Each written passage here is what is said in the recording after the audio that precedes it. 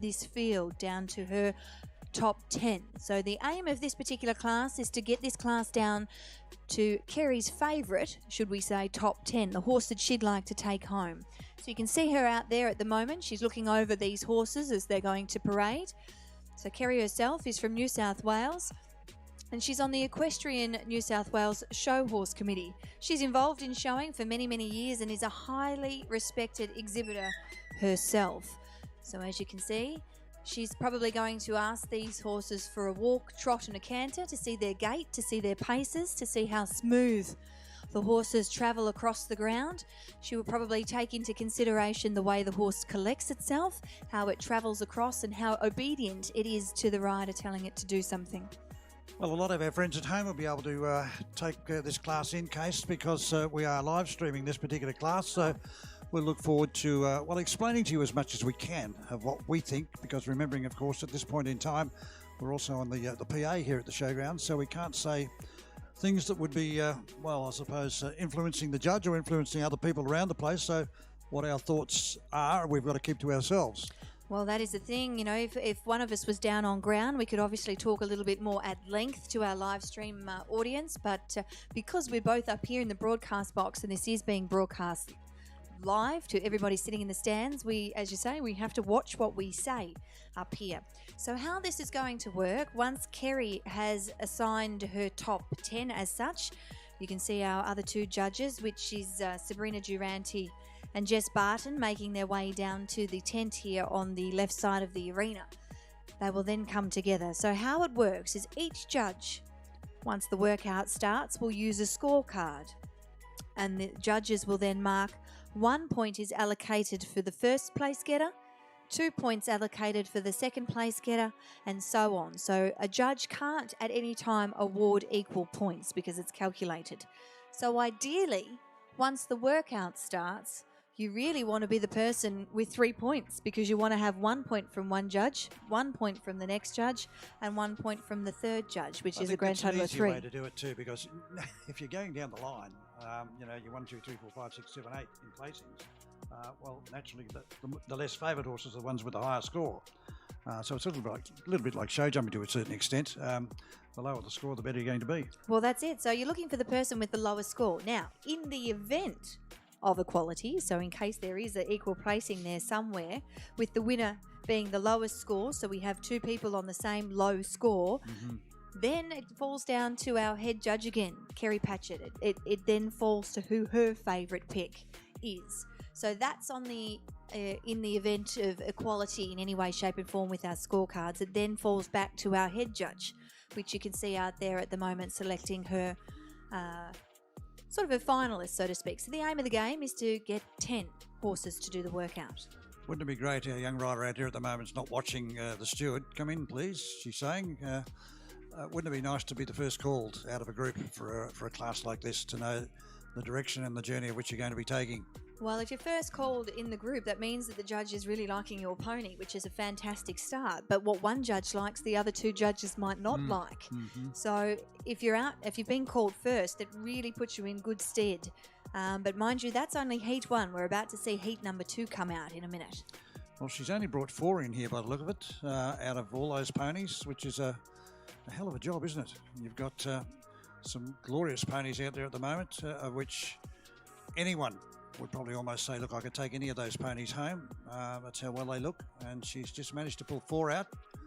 And the same thing will apply here in a few moments' time. So you sit at home and watch them on the circle, as we refer to it here, and see which ones you'd like to perhaps bring forth.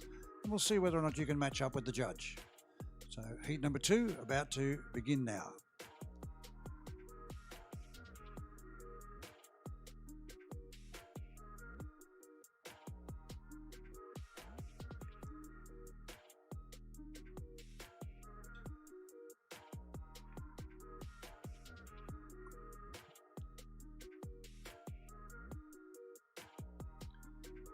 So it looks like it's going to be narrowed down to a field of 10. I'm just trying to think. I think she might have only pulled in 4 in that first heat. It's been interesting over the years is doing live stream commentary when we haven't been live, like the scenario now where we're broadcasting live to everybody out watching in the arena. It's been a really interesting feat to go down and actually speak to our judges to be able to understand what it is that they are looking for. Some judges look for a really pretty pony in the head, that fine, narrow head maybe with big poppy eyes. Other judges really look for a movement. Some judges go for the entire package, but each judge judges completely differently, and that's what makes the art of showing a little bit individual, doesn't it, really? Well, as I always keep saying to you kids, when you're little, the bottom line is don't be disappointed when you come out of the show ring. It's one man's or one woman's decision on the day. You meet another judge tomorrow and might look at it completely opposite. You might even pick up a coloured ribbon in today's show, and then you go to another show tomorrow and you could turn around, end up with a blue ribbon or a championship. It's just one person's decision on the day. So it's one of those frustrating industries of which we work in. Everybody's entitled to their own opinion, and today, no different. You can see here these particular ponies going around. They're what a lot of them out there would classify as our open ponies, a little bit different to what we see on the opposite side of the arena where they have a show hunter ponies. You're pretty good at describing the difference between the two. There's a question without notice. Go for it. Well, the show hunter pony, we're not going to be able, well, you may be able to see them on a wide shot. And I tell you what, we've got an array of them over there. Look at them. We've got about 20 in that particular class by the look of things, and might even be more. Show hunter pony is probably, when we use the word hunter, it's, I suppose, a horse that you'd like to ride that could carry you all day in the hunting field. Normally the show hunter pony is a little bit more boned, bigger boned, is a little bit more stockier in conformation than the normal riding pony that we're seeing out here. So now for the audience, we'll flick to the next ring, which is what we're streaming, which is the Fairlight Acres trophy. You can have a look and you can see that these horses that are in ring number 1 aren't quite as thick, are they? Thick set. What are you saying? Some are thicker than others. I think you know what we mean at home. Yes, they're a more finer type, aren't they? They're more aristocratic. Can I use that word without offending them? That was the perfect word. Just have that little bit more aristocracy about them. But let me tell you, look, I'm all in favour of having show hunter classes. I think it's a brilliant class for that style of pony and for that type of young people that we've got, because that's the sort of horse you could take to Pony Club, the show hunter. I'm not too sure whether you'd be able to take this pony here to Pony Club. You'd be popping it over fences and doing all sorts of odds and ends. Well, here we go. The art of showing. Excuse me. What makes the perfect horse or pony win in the show ring? Well, that question, as we said, has been asked by many people and is so complex that you probably couldn't give the answer very quickly. In fact, if you asked anyone, you would probably receive a variety of replies. And as we say, each judge is different. So together, added with the idea of points needed for that winning animal, there are also many other aspects of judging. So believing me, what we're about to see, judging is really no easy task, is it, to narrow it down? The object of the model show horse classes, as opposed to that of the performance competitions, is to discover the horse which is the best of his type. Whether that type is a hunter, like in ring number 2, a hack, or the ideal pony, which we're seeing out here in ring number 1, for a specific event, and in this case we are watching the Fairlight Acres trophy. It's interesting, Case, you talk about that, and yet you can see some of these ponies out here. Are they bordering on hunter type, or are they strictly, in that pony category that we're talking about? Some horses are very hard to determine. Which side of the ledger do you go? We at home are in that predicament at the moment. Do we put that filly in a riding pony, an oversized riding pony class, or do you turn around and put her in a hunter class? Just bordering either side. Which way do you jump? Because once you've jumped, that's it. You can't go back. Well, that's it. And showing is also an art. And that's what makes it so very, very interesting. So as you can see out here, a good showman must be a great artist with a sense of theatre. So you're about to watch each of these riders do an individual workout.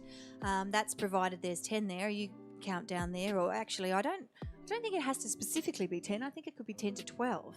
I'll have to check that one out. But perhaps one of the most important secrets of success in the show ring is to be just a good all-round horse person. Now, there's something very interesting here, and being a young lady, it doesn't matter whether you're a lady or a male, but we look at all these ponies lined up down here at the moment, and you can see them at home. We've got almost a front-end shot of them here. But if you notice, they've all got little red ribbons and little red brow bands and what have you. The predominant colour is red.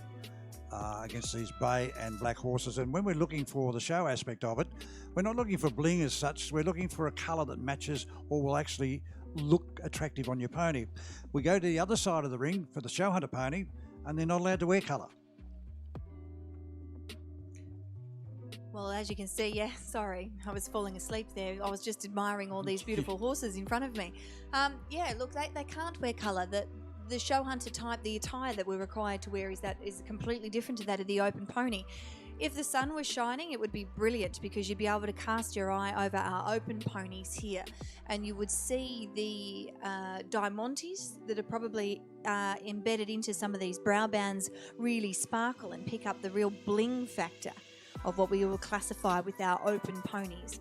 So here's a really good, strong lineup of ponies that we're about to see before they are given a workout. I'm pretty sure it'll be a set workout that our steward will be able to give to each of our riders. So they're not obviously being called in sort of any order. They're just about to walk around at the moment so our judges can have a look at them, and then you will see our 3 judges separate. So our 3 judges will be separate from each other, so at no time they can talk to one another and figure out whose preference is what. So you can see our steward there then. She just moved into our judges and said, look, you have to separate. You can't be together to judge this class. Well, we've already introduced one of our judges to you today. Our other 2 judges, 2 young ladies. I'm not saying they're other judge, but I would say that our other judge is probably more experienced, our head judge. She is very experienced. Is that diplomatic? No, that's very diplomatic. Okay. She's a very accomplished horsewoman. And our other 2 youngsters, if I can say, are people that are still very much entrenched in the equine world as far as competitors are concerned. We've got Jess Barton, who is still going under her maiden name. Jess, I think many of you remember from down Warrnambool Way. And Jess was a very much accomplished show jumping rider and an equestrian. And she's now married to a horse trainer by the name of Steve Pateman, and both Jess and Steve have got a training establishment down on the beach towards Barwon Heads, and really making some waves as trainers, the pair of them at all. And I think Steve has certainly got a wife and an asset to his training team at the moment. Certainly has got himself an asset with this young lady out here judging right now, and the other young lady there in the black coat, well, that's Sabrina Durante. You can take everyone on a journey with her. She's virtually grown up here at Melbourne Show. Well, Sabrina going back, now let me do the maths here. What's she, 21 now, or 20 now, so she's, let's say 16 years ago, Sabrina had her face all around this showgrounds on a little black Shetland pony, and she was undefeated for many, many years in leading rein and classes as such as a little girl. And then she progressed through from junior rider to senior rider, and she's been an accomplished horsewoman and champion rider just about at every royal show here in Australia. The Durante name very much to the fore, of course, originally from Geelong, and her dad is Simon, and her mum is the very mum got senior champion senior rider at Sydney one year, and Sabrina got champion junior rider, and they allowed mum and daughter to lead the grand parade. Isn't that wonderful? And they came out together as a pair, which would have been great as a mum to have your daughter sitting there beside you as a champion. But so we've got all our girls out there today, very, very experienced in the art of what they're looking for, and it'll be interesting to see what their results are in a few moments' time. So our judges now have just asked for a change of rein so that they can see the horse from either side to make sure that gives them a really good look over these horses on both legs. Sometimes some horses can go better one way than they do the other way, so it's always a good idea in a class like this to perhaps see them on either leg. So in a moment we'll watch these horses break into a canter. Just as I say that, look, it was on cue. It's an interesting case when we look at these horses here compared to the thoroughbred. You spoke about looking at a horse that's balanced more than anything on either leg or on either side, whether it lead off on the right leg for the canter right or the left front leg for the canter left. Sometimes our thoroughbreds can take a little while to learn to do that, because remembering, of course, if they are Victorian, they're so used to going one way, and they can be very muscled up on one side more than the other. I know they should be, I suppose, trained as they leave the racetrack to be able to be muscled up and actually change legs quite frequently from left to right, but it takes a little while with a thoroughbred. But these little ponies out here that we're watching at the moment, they would have been trained and taught to do that virtually from day one. Well, here it is. These horses are now coming in before they are going to be given their workout, but that gives our judges a really good look at these horses, and I'm sure they've been scribbling down in their notebooks as to who they would have called in first, second, third and fourth, so they would have pinpointed the horses of which they want to have a close eye on, and they'll wait for those horses obviously to work out. As you will see here in a minute, the judges will... Can I just butt in from it? Technically speaking, you're not going to see the ponies work out in the order that they have preference, because the bottom line is the other judges at the moment, no one's seen what the other judges are actually writing down. So if you see the first horse come out, doesn't necessarily mean that that's the first horse of their choice. No, not at all. Hopefully they do that with their lineup too. So all of a sudden we can get the fourth horse in the lineup being our winner or something as such. So it always has that element of surprise and the element of theatre about it as well.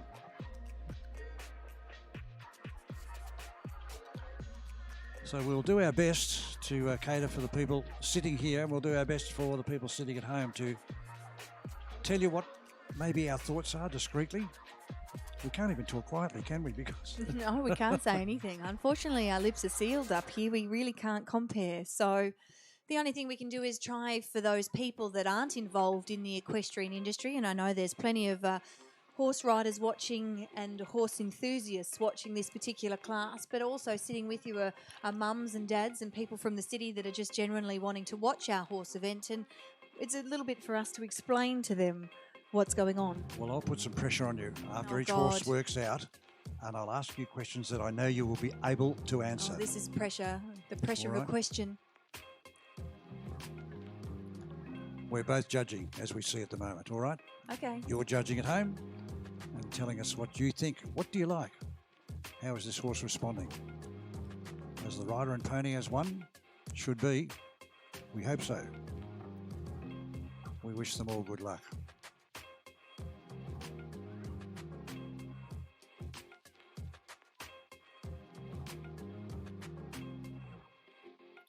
A good Sunday crowd coming into the show today. Actually, I thought we were in for a boomer day, but we've got a few clouds above us now. There wasn't a cloud in the sky early this morning. It's quite pleasant just the same. It's not cold. Well, not in the broadcast box anyway. Haven't been outside. Tell us different if it is cold out there. Now, we notice here that we can talk about this case at the moment. We notice somewhere in that workout the judges asked for an extension. What's an extension? So an extension is where you're asking the horse to cover more ground. So if we watch, no pressure on the next horse that works, but if we take a look at the next horse that works, you'll see the horse will have a more collected, kind of a slower trot around on the circle. The horse will then change the rein through the centre, coming down towards our judge that's in the middle, which will most likely be Sabrina Durante, and it gives the judges an opportunity to see how correct the horse's legs are when the horse comes towards them and or the horse goes away from them. And if we can watch when the horse crosses the diagonal, we'll be able to see the horse's stride lengthen. You'll see the horse start to really push its little trot action out and cover more ground. Now, we saw a little fault there, but that was not the horse's fault. There's there's a little dark spot in the middle of the arena out there, and I've noticed the other little pony did the same thing. So I had a look at a little bit of a balk. Is it a hole in the ground? Because as we often know, horses can see things out there that we can't even imagine are there. They can see leprechauns, ghouls, ghosts, you name it. They can spot them from anywhere, horses. So the aim of the game here, when a horse strikes off in a canter, is to have the direction of the circle of which you're on. So the inside leg is the leading leg, and as this horse goes through the centre, it will then change its leg to lead with the opposite leg, and that keeps the horse balanced at all times. Now, if you were riding, okay, I'll ask you, this is the leading questions I was going to ask you. If you were riding there, would you come back, as we saw that pony there do 3 or 4 little steps to go onto the other leg, or would you try and do a flying change? Well, it depends on the education of your horse and or pony. In this circumstance, they're ponies. So a highly educated pony, if you were a rider and you knew that you could nail it in front of the judge, you could potentially put in a flying change there. But bearing in mind these are ponies and the education of them might not be at that level, in which case that was a perfect change that rider just did then. How do you explain to our friends sitting at home that may not be as up to date with the equine world as we are? How do you explain a flying change? Well, the flying change is keeping the horse at a canter, and you're asking the horse to change from the leading leg. So from the left leading leg to the right leading leg whilst the horse is still cantering. So that's a flying change. But most horses find it easier to change the direction of the leg that they lead with through either the trot or the walk. So here's a good example of a horse sort of really extending the trot across the screen there. You can see that the horse is really powering its movement out. So that's the lengthen of the stride. Now, unfortunately, there's quite a group of little ponies walking around the outside of the arena at the moment, which might have snapped the concentration of this pony just for a moment, but there we go. That's the art of showing. That's what you have to put up with.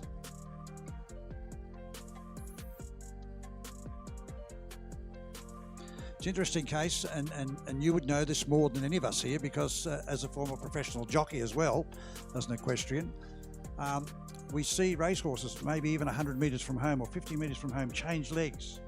And when they change legs, it's a known fact that they can get an extra advantage, an extra length, they can seem to come again after they change legs. They can come again when they change legs. It just gives them more balance, more power, and they seem to. It is power because you've been going. It's like yourself. If you run around the circle the same way all the time from home, you'll get dizzy. But at the same time, if you then spin round back the other way, you seem to be fresher. And Correct. That's exactly probably the only way I could explain it to you.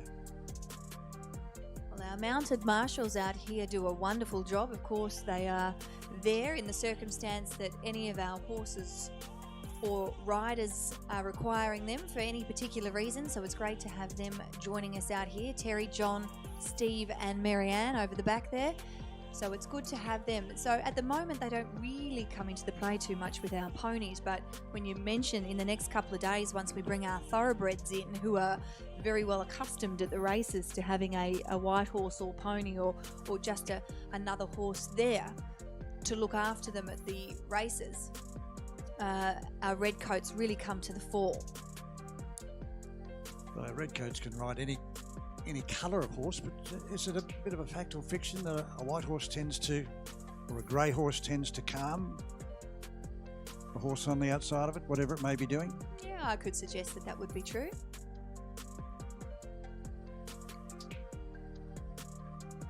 So remembering, if you are just joining us, either on our live stream or sitting in the grandstand, we are talking about ring number 1 here, which is our Fairlight Acres Trophy event.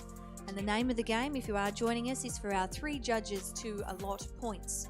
So our 3 judges have a score system of which they are to place these particular horses, 1 point being for their winner, 2 points being for their second place getter, and 3 points being for their third place getter. So ideally, at the end of the day, you want to receive the lowest score. I think sometimes you have to throw a little bit of caution to the wind case too. When if a judge is asking you to extend, whether it be the canter or whether it be the trot, you have to take the bit between your teeth yourself and turn around and try and make your pony do what the judge is asked to do. I think sometimes we tend to be sitting there, not tense, but we tend to be there trying to do it all correctly and do it properly. But at the same time, we're forgetting what the judges ask us to do. Well, I think every rider knows what their pony can do. That's why they ride them. They've got an affinity with their pony. Some riders obviously ride them before they come into a class. They might be professional riders that have, been engaged for this particular event, or other people actually own these ponies and ride them themselves. But most of these riders know what their pony is capable of because they would have ridden them before out in a class somewhere, at a show somewhere, or if they are engaged to ride for the day, they would have been riding them out the back. So they've got a good feel for the pony and know what the pony's capabilities are. And again, if you have a look at the big screen, you can see the extension that we're talking about, that movement across the ground, that covering more ground as the pony really pushes forward.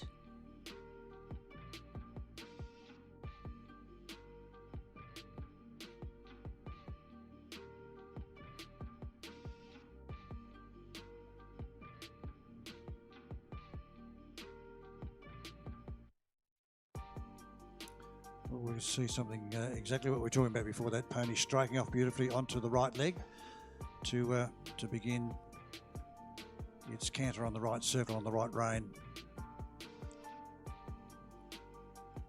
Now, not sure whether the judges asked for an extension down this side here. Some of the riders have let their horse roll along. Well, and I others, think it would be a sort of an extended canter, Yeah. so to speak. I think just by watching what the riders have been doing in previous, there does seem to be a little bit more of an extension of the movement across that long side there. So I wouldn't be surprised, and we don't have the workout in front of us, but I wouldn't be surprised if that be the case. a lot of our other ponies that are to work out at the moment, people would either, most of them are just lined up there waiting their turn, but for me, I'd like to be keeping my pony moving so that he's ready to take on, or she is ready to take on the task which is going to be asked of her by the judges. And without having a pony just standing there in a cold position, or in a position whereby it's fairly sedentary. So would you be one of those sort of people that would like to have your pony moving? Yes, I certainly would. Well, what's Fairlight Acres, as we said today, one of our feature events on the card until lunchtime. What is making this a special event? Well, why don't we bring the gentleman in that's behind us, and he can have a little bit of a talk to us in relation to that, and he can sit back and take us through what this actual trophy means. So Raymond Butler joins me up here. He's a breeder himself, but you actually initiated this class. How did it all come together? About 5 years ago, Melinda Ralph and I were talking at Canberra Royal, and she said she wanted to put on a class for show ponies that had show pony qualities. It was almost like a Pope Cup for ponies. We were trying to decide who would be the best person to, and I suggested Peter Collins, who has been a great ambassador for me, basically with showing ponies, breeding ponies, and most of the people who in the pony industry would know Peter from his Fairlight Acres Pony Stud. Well, you really wanted to honour Peter Collins too, didn't you, with this particular class? Because, as you say, the Fairlight Acres Stud, Peter's really been synonymous with breeding the Australian Pony Breeding Society for so many years, and this is a little bit of a testament to what he's done. Yes, it is. His ponies are, like they go all around Australia. My first Royal Show champion pony was actually a Fairlight Acres pony, which was 11-2. She's still alive. She's 30, and I've still got her. It's interesting, being a young show competitor myself, even knowing then, well, you laugh, Dad, young show competitor. That probably came out wrong. When I was a young show competitor, as these two laugh in the box up here, thinking I'm not that young. How dare they? The Fairlight Acres trophy is, and those horses that used to compete were even around back then. The name's been along. How many years has the stud been breeding? Can you think about that? I probably couldn't actually put an exact year, but I actually was at Kerrang this year for Peter's 80th. So I reckon at least be 50, 60 years that Peter has been breeding ponies for. Well, see, there you go. I'm 38 up here, and I was thinking, see, I told you when I was a junior I used to compete around these Fairlight Acres ponies. Can I just butt in for a moment there? Look, we had it, which is great because it proves that someone's watching us out there. We just had a little request. Could we nominate the horse and the rider? Unfortunately, I don't think, being that our commentary that's going over the PIA and also the live stream, we aren't allowed to in any way, shape nor form influence the judge. And I think if we start mentioning names of horses and ponies, all of a sudden we may have a judge that'll go, oh, is that the girl or is that the horse? So we've just got to be a little bit careful of what we do. So I apologise to you at home. I would love to be able to tell you who the horse and the rider is. But the only thing I can do for you is probably do that when they line up in their group of 10. Yeah, well, that's the unfortunate part about going out live to the crowd instead of just speaking to the live stream in its own right. But you, Raymond, you breed horses yourself. What makes your type of pony? When you've got a pony there, what do you look for? What makes a champion pony? Most of our ponies we like have got to be a saddle pony. They've got to have a purpose. They've got to have 3 good paces. They've got to have a good walk, and they've got to be able to go. They've got to be able to sit through the bridle and look enjoyable to ride. So when you say sit through the bridle, so the equestrians on the left-hand side of the arena will know what you talk about, but potentially maybe the crowd out here wouldn't know what it is.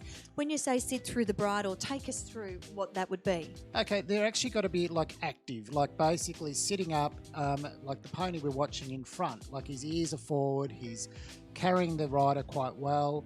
He's looking where he's going, and his shape is, the way that he comes from the shoulder through to the pole. And that's the thing, when we try and explain these particular classes, we always like to allow our city folk who are here from the day to try and understand what our judges would be looking for when we speak about these horses working around out there. So this particular horse is quite exaggerated in his movement. He's covering a lot of ground out there. Yes, no, he's getting across the ground quite nicely. He's doing a good job through his workout. As I said, we all see things differently. Like, it's probably different from up here, sitting up looking down, than it is actually down on the arena itself. And that's probably the best point that you can make, because you yourself, you're a ring steward, you're down there all day, you've probably seen a lot of these horses go around before. You get a different perspective from up here. And I know that when I've been down on ground level doing live streaming, sometimes it's those little mistakes that we don't pick up from being so far away that our judges can sometimes see. So there is a big difference. Would you agree? Yes, there is. It's a lot different from sitting on the sideline to actually being in the middle of the ring. You do get to see a lot more. You do get to see the horses a lot closer up. You probably, even being a steward or a judge, you have to be attentive to what's going on the whole time the horse is working. Being a spectator, you can look off, you can come back, you can come and have another look at the horse. But as a judge and a steward, you've got to keep your eye on the ball the whole time. You do indeed. How long has the Fairlight Acres Trophy been at Melbourne Show now? Would this be its second or third year? It's probably about its fifth year, I think. Fifth year, there you go. God, I am behind the 8 ball there, Raymond. Goodness gracious. The other one in the seat across from me just said that's what happens when you get old. And yes, he's very correct when he says that. I'm not that old, everybody. You might sound it. Dear, oh dear. See what I have to put up with?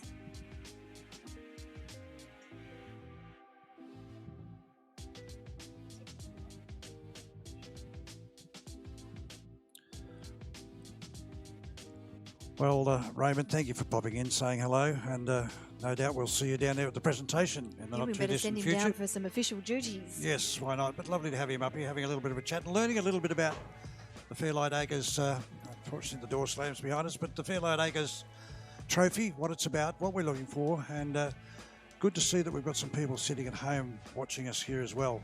I'd love you to have another microphone down there, Case, distinct from what we're talking about here in the broadcast box, to probably share a little bit more with those at home in the live stream. As someone has mentioned before, we'd love to know who the riders and the horses are, but as I explained before, if I turn around and start saying, oh, this is Casey Bruce on pony such and such, and we might have a judge down, oh, yeah, she's the girl that won at so-and-so on such and such, so they've got to be good.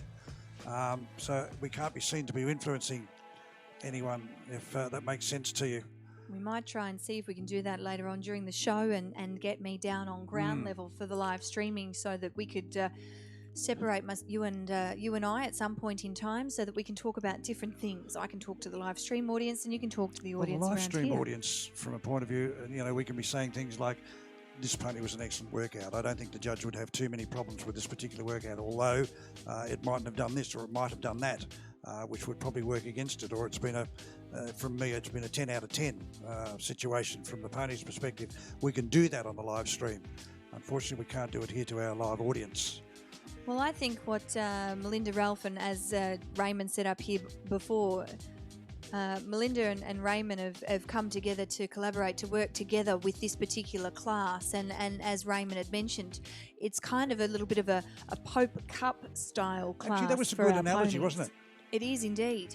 And it's wonderful to see too that Raymond's honouring and respecting Peter Collins, who owns the Fairlight Acres stud. And as we said before, he's contributed so much to the Australian pony breeding that it's, Fairlight Acres, well, the name of the ponies, the prefix of the stud is synonymous with showing and has been for many years. Interesting looking at the colour lineup.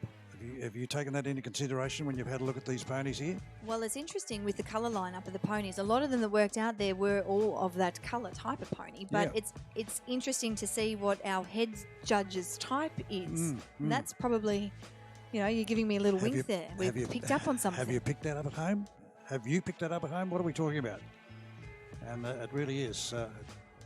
Gives us a little bit of an inclination of what the head judge and the type they're looking for. We've got results coming up in your ring in just a moment, Case, so we'll journey over to there in a few moments, because we've still got a little way to go here with our judging of this particular class here. Our judges can come together in a few moments to give their scores. They'll have one final look at this group of ponies here in front of us. And we can just see our stewards down there and a few of our judges saying, well, bring the ponies out and let's have one last look at them. Whether it be for confirmation reason, that's about all you can do in this situation. Well, you can. Well, let's strike up that orchestra as we'll turn our attention down to ring number 2.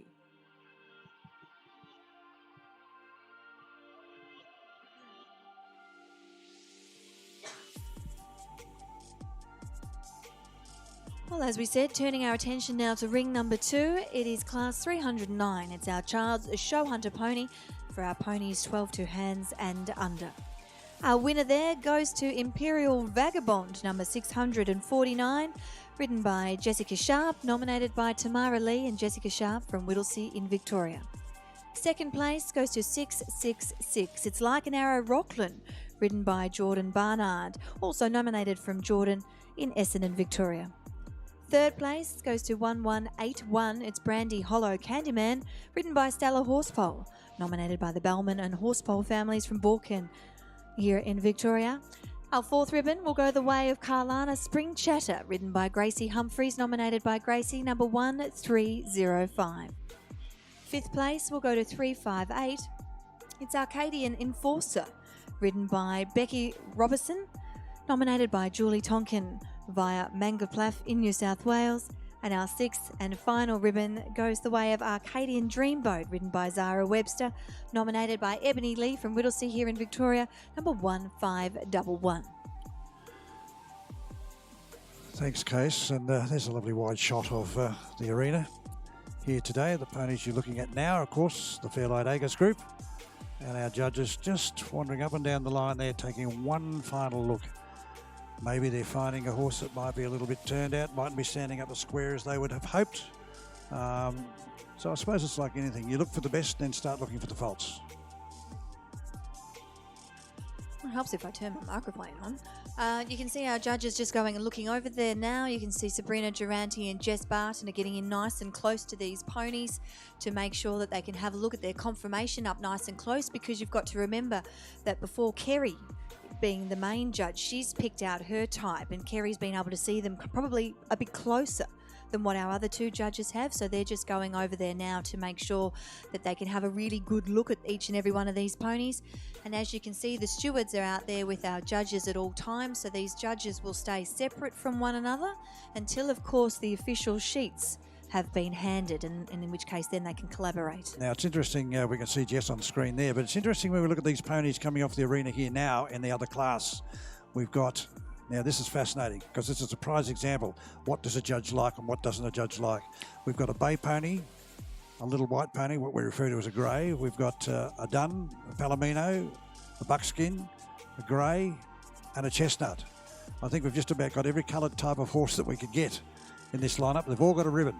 So it's not a preference to either blacks or browns or whatever the case may be, or buckskins. But isn't it funny? Oh, I shouldn't say, isn't it funny? Isn't it great just to see that colour pays no predominance? It plays no predominance, no. As long as it's the judge's type. It's a type that a judge is looking for, not a colour. So once upon a time, if you had a specific colour, you know, you'd be turning and say, oh, judges don't like that colour, or whatever the case may be. So people would go out and get chestnut horses, or they would go looking for bay horses or black horses or whatever the case may be. I can tell you, if you've got a black horse, having had black horses in our past, there is nothing worse on a show day to have a black horse that gets and collects a little bit of dust. If you're at an agricultural show somewhere, they are so hard to clean or keep clean before you go out for judging. The bays, we can escape a little bit. The greys, well, you just hope to hell they haven't had a sleep in the stable overnight and got a manure stain somewhere on their legs or on their body. Otherwise, it's back to the bathing area. Yes, very much so. So you can see one of our stewards now has been given the sheet of paper from the judge of which they were stewarding, and they make their way over here now to the tent to tally up the scores. So remembering, we're looking for the lowest possible score. To be the winner, you'd like to be allotted 3, which means that you were the selected first place from each of our 3 judges. So if you are it'd be interesting if you're a judge and all of a sudden the results come through. Well, actually, Jess and Sabrina are still out there scribbling. So they haven't finished their judging by the look of things at the moment. Well, that's good to see. They're making sure they're being thorough. Remember, this is a very sought-after class out here with our equestrians that show ponies. It's a little bit like our Poe Cup or our Providence Cup that we'll also see with our show hunter horses, our Providence Cup and our Pope Cup for our open hacks. Like, it all plays a decent part. So it's really good to see our judges taking their time and going over and making sure that their decision is what they want and that their decision is final of who their choice is. Well, Ring 2 will close for a moment or two. We'll be back there at 2 o'clock. Of course, we have our lunchtime entertainment coming their way. We've got one more Fairlight Acres class after this. Well, we can't have a Fairlight Acres class after this. This is the Fairlight Acres class. What I meant to say was... It's been a long morning, everybody. We have the sashing after this, and then we'll have our break for lunch as well. So the final classes for Rings 1 and 2 coming up as I speak. We have class number 238 and then 239S, as we refer to as the special class, which is our sashing. So all our horses there very well behaved, standing up there. You can see the same picture we can see on our big screen here at Royal Melbourne Show. Well, hopefully we're looking at the same pictures. Remembering that once our judges have given the stewards their paperwork, they can then come together and talk to one another, but not until that paperwork has been finalised. So the stewards are now making sure that our judges at no time speak to one another until the paperwork has been given in. I know, I lost my track. I thought I was about to say to you beforehand, before I took note of those other coloured ponies in the other arena, if you're a judge out there today and all of a sudden the winner came out and you turned around and thought, that's what I gave my top. All of a sudden you know you're on the same page as your opposite judge. Or if that's the case and you turn around and your first, second and third you haven't even given a look in, we'd come back and turn around and say, how come I haven't been on the same page that my other judges have? But that just signifies, what every judge is different. So for everybody sitting back that's joining us from the city that don't have the pleasure of having a pony or showing in any way, shape and form, there is a process to get to a Royal Melbourne show.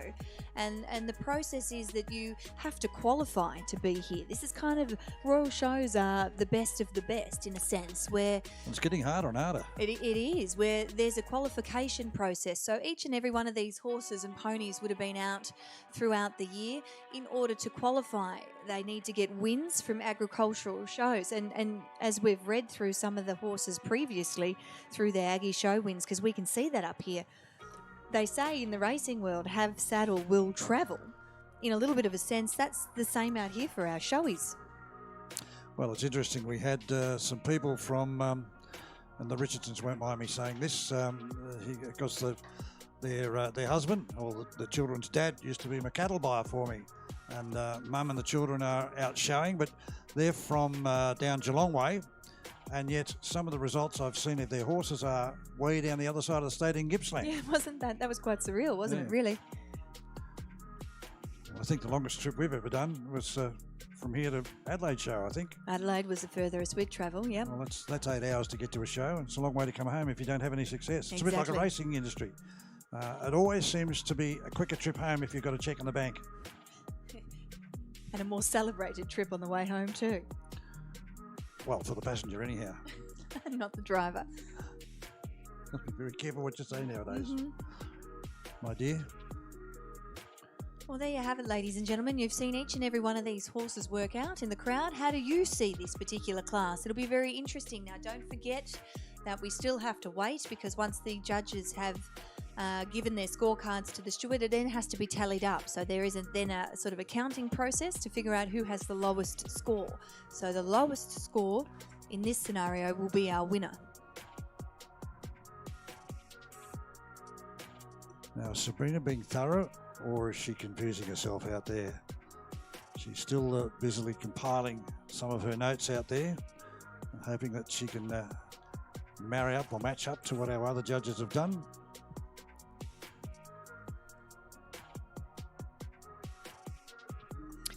So as we've spoken about before, each of these exhibits are judged on manners, paces, conformation and soundness, and of course performance. It's interesting to note here when we read through the rules of this particular class, It says here that the winner and runner-up are ineligible for championship, which we'll see later on today. So this class is special in itself. It's just this class that you're winning. And in fact, it's like our Pope Cup. It's a really, really strong class to win. Well, the piece of paper is about to be placed in the hands of one of our stewards here. And we'll see how it matches up with everything else. Here we go. So our steward now takes that across to our chief steward. And now you can see our judges can now start to collaborate. They can now start to talk to each other and see what their picks were. And they can then try and come together to see in their own minds who will be the winner and our runner-up. So we'll just So Dean, the man in blue, the man with the paper, is marching his way across to the tent there. As very shortly we will see who will be our nominated winner. It's a little bit like the Gary Owen, isn't it? We're all sitting here in suspense at this point in time. It seems to take forever, especially when you're waiting to find a result. And of course, our Gary Owen is on Wednesday. Gary Owen High Tea tomorrow for everybody that's entered. In fact, we also have Fashions Off the Track tomorrow. I think we've got a bit of a big day out here tomorrow when it comes to bringing in some of our larger horses. I think this is the last day we see our ponies. I'll have to double check that. Where's my notes? Can you see that? Is this our pony day? We lose our ponies after this? We have our Galloways tomorrow. Charles Galloway, Charles Hunter Hack, and the first of our grand parades. And novice show hunter hacks in the afternoon. We've got our racing off the track fashions. You'll be in your element then, won't you? Well, I am in my element. Open Galloways throughout the afternoon as well, and show hunter hacks. So it's virtually, yes, good afternoon to the show hunter hacks and good morning to the novice show hunter hacks. And looking forward to our first grand parade as well too tomorrow. Huge day for us here at Royal Melbourne Show. We start off with the Pemberton Trophy, the KJ Luke. And then that leads into the Gary Owen, and that will go from about 9:30, 10 o'clock in the morning, right through to lunchtime. And I'm sure we'll be live streaming that, one of the feature events of our Royal Melbourne Show. Into the Esquire and the John Lithgow, been riding events throughout the whole day virtually. So we see the creme de la creme on Wednesday here at our Royal Melbourne Show. Our show jumping begins on Thursday, Friday and Saturday and Sunday. And Casey and I will be off for those few days. I think Timmy Drevenman's coming down from New South Wales to do the show jumping for us. And then we'll be busy in the racing world for those few days. I think we've got Benalla Cup on Friday to head to. Well, I will be. I'm not too sure what Madam's doing, but... Missed the whole conversation. Where I was just explaining where show jumping begins here on Thursday, going right through till Sunday. And then, of course, we're culminating with World Cup here Sunday afternoon, but... I'll be racing on Friday with Benalla Cup. I'm not too sure where you're heading over the weekend, but I think you might have a horse show on Sunday. I'm going to try and get to a horse show on Sunday, some way, shape and form. Another horse show on the same day as this show. The good thing is we don't compare the jumping, you and I, so we get a weekend off and it's grand final weekend. How good is that? That's the first time I've had the weekend off for a long time. Well, you can see our trophies and beautiful garland coming across.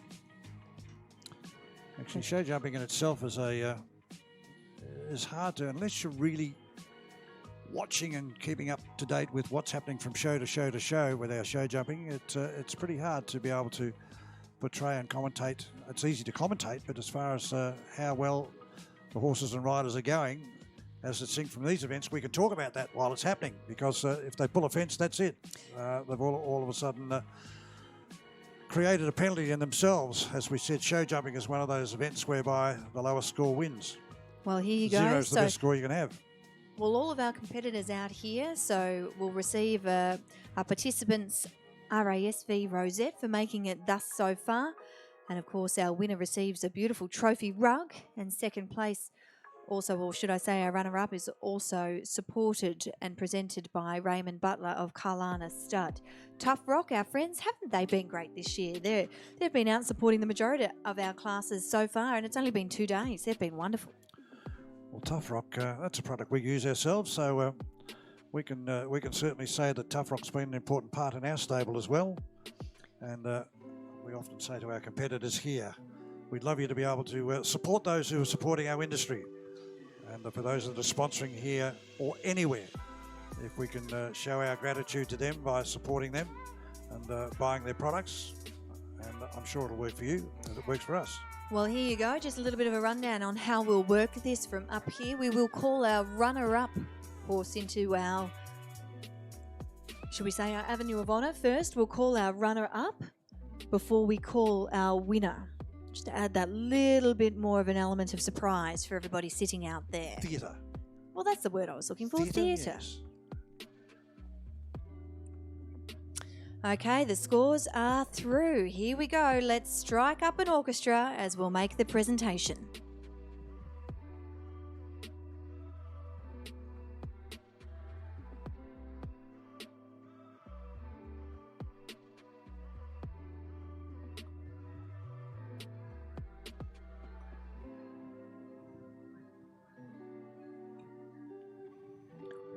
Well, it's Class 239S. It's our Fairlight Acres Trophy Final. Our winner receives a beautiful trophy rug, as well as our runner-up, supported by Carlana Stud and presented by Raymond Butler. Of course, as we mentioned before, Tough Rock Product Pack proudly supporting this particular event. Now, as we mentioned, we will call forward our runner-up. Our runner-up, ladies and gentlemen, is Carlingford Park On a High, nominated by Shelley Pollard from Mount Barker in South Australia, exhibit number 1666. So congratulations, Shelley, coming all the way from South Australia, Mount Barker, to take out runner-up here in our Fairlight Acres Trophy. This particular mare, well, let's tell you a little bit about her. She's a brown mare. She was foaled on the 8th of November in 2013. Her sire is Westlake National Anthem and the dam Carlingford Park High Society. For those of you that have trekked into Adelaide over a period of time, Mount Barker, of course, is in the hills as you come into Adelaide through that Great Divide. And the days when you drive down there with a big truck full of horses, you think, oh my goodness gracious, I hope the brakes work. Well, you do. It's now that time to call forth our winner of the Fairlight Acres Trophy. Ladies and gentlemen, put your hands together for Wide Acre Black Diamond, number 411, nominated by Hayes and Piscotta from Pearsdale in Victoria. Well done to Vicky. Congratulations. And to Linda and all their efforts in taking home this prestigious event. Well, let's take us on a little bit of a journey about this particular mare. She was foaled on the 2nd of November in 2012. The sire was Royal Wood Boy Soprano. A very popular horse amongst our showies is the sire, and the dam Heldon Park Petite. Well, that's the pony, and the rider doesn't need a lot of introduction to many of us here. Of course, a former Gary Owen winner, and now having a great deal of success in the showing world. In fact, I've got a feeling, I might be wrong, but I've got a feeling Linda would like to have another crack at the Gary Owen. I think it might be a few cheers down there, which is, I suppose, synonymous with all you girls when you have a bit of success. Well, I think it just goes to show that if Linda is emotional down there, and in which case I think that we can see that she is, it just shows how special and how important these classes are, and the time and the effort that it takes to come out and win, and let alone to have that special pony that each of these judges has chosen as their winner. We could probably class Linda as a professional. Vicky Piscotta, who owns this particular pony, both Linda and Vicky travel around the shows everywhere together, and Vicky is one of her clients and keeps putting her hand in her pocket to produce good ponies, and Linda does the finishing touches. So congratulations to them both for the success they've had here today at Royal Melbourne Show. Well, there you have it, ladies and gentlemen, your winner and runner-up. The winner is Wide Acre Black Diamond. Our runner-up, Carlingford Park On a High. To our judges, thank you very much to our three ladies down there. Joining Raymond out there. I'm sure Raymond's looking very comfortable there with Jess. To our top 10 finalists, well done, girls and guys, and everybody that's involved out there. A lovely job trying to... Well, they're all taking home a little memento, and we noticed all the riders have got a little rosette on their left arm. as a memento of being here and their success today into this particular class and making the top 10. And great to hear our crowd also showing some acknowledgement of that as well too. So well done. Well, let's ride them off. We'll ride them off, and then we're going to take a little break. We might have a bite to eat very soon.